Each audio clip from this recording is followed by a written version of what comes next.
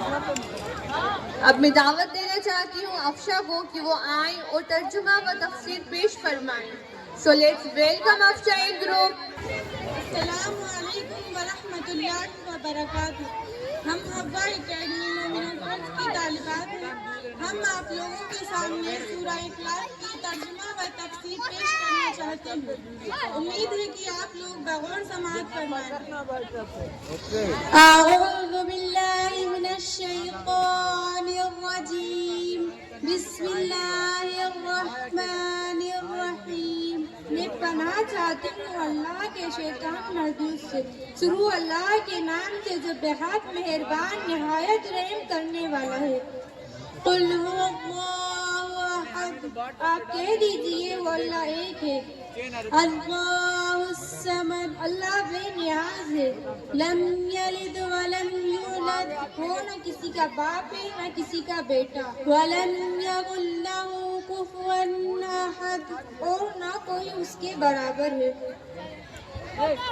اس سورہ کے بہت سے نام منقول ہیں لیکن سب سے مشہور نام سورہ اخلاص ہے. اس نام کی وجہ یہ ہے کہ اس میں توحید خالص کے عقیدہ کو پیش کیا گیا ہے اور شرک کی تمام صورتوں کا رد فرمایا گیا ہے. اس سورہ میں مشرکین کی بھی تردید ہے جو اللہ کے ساتھ اپنے ہاتھوں بنائے ہوئے دیویوں دیوتاؤں کو شریک ٹھہراتے تھے. عیسائیوں کا بھی رد ہے جو حضرت عیسیٰ علیہ السلام کو اللہ کا بیٹا قرار دیتے ہیں. رسول اللہ صلی اللہ علیہ وسلم نے اس کی تلاوت کو ایک تہائی قرآن مجید کی تلاوت قرار دیا ہے.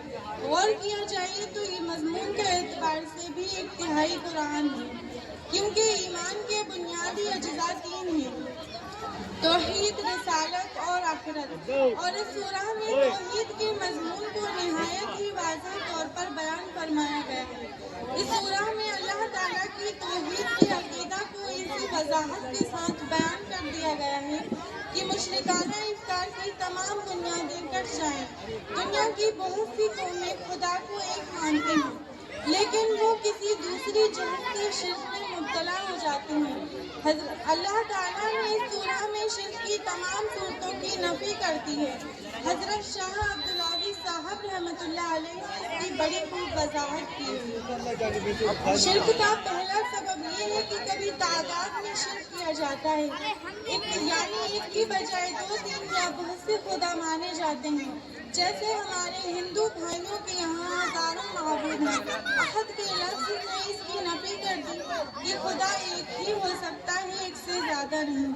شرک کا دوسرا سبب یہ ہے کہ کبھی منصب و مرتبہ میں شرک ہوتا ہے.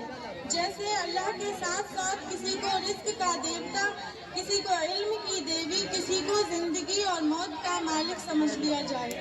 یعنی اللہ تعالیٰ کی جو خصوصی صفات ہیں ان میں دوسروں کو شریک ٹھہرا لیا جائے. سمد کے لفظ سے اس کی تردید ہو گئی کہ اللہ تعالیٰ کو کسی کام کے انجام دینے میں کسی شریک و مددگار کی ضرورت نہیں ہے. وہ بے نیاز اور اپنے آپ میں کافی ہیں. شرک کا تیسرا سبب یہ ہے کہ کبھی شرک اس لیے پیدا ہوتا ہے کہ خدا کے لیے کنبہ مان لیا جاتا ہے. جیسے خدا کا بیٹا، خدا کا باپ، خدا کی بیوی، اور تصور کیا جاتا ہے کہ جب یہ خدا کا رشتہ دار ہے تو خدائی اس میں بھی ہے. لم یلد ولم یولد کہہ کر اس کی جڑ کاٹ دی گئی کہ نہ خدا کی کوئی اولاد ہے اور نہ خدا خود کسی کی اولاد ہے. شرک کا چوتھا سبب یہ ہے کہ بعض قومیں شخصیتوں کے بارے میں یہ فرض کر لیتی ہیں کہ وہ ان کے کام کر سکتے ہیں اور خدا پر اثر انداز ہو سکتے ہیں. وَلَمْ يَكُنْ لَهُ كُفُوًا أَحَدٌ کہہ کر اس کا رد کر دیا گیا کہ کوئی اللہ کے برابر اور ہمسر ہے ہی نہیں جو اس پر اثر انداز ہو سکے.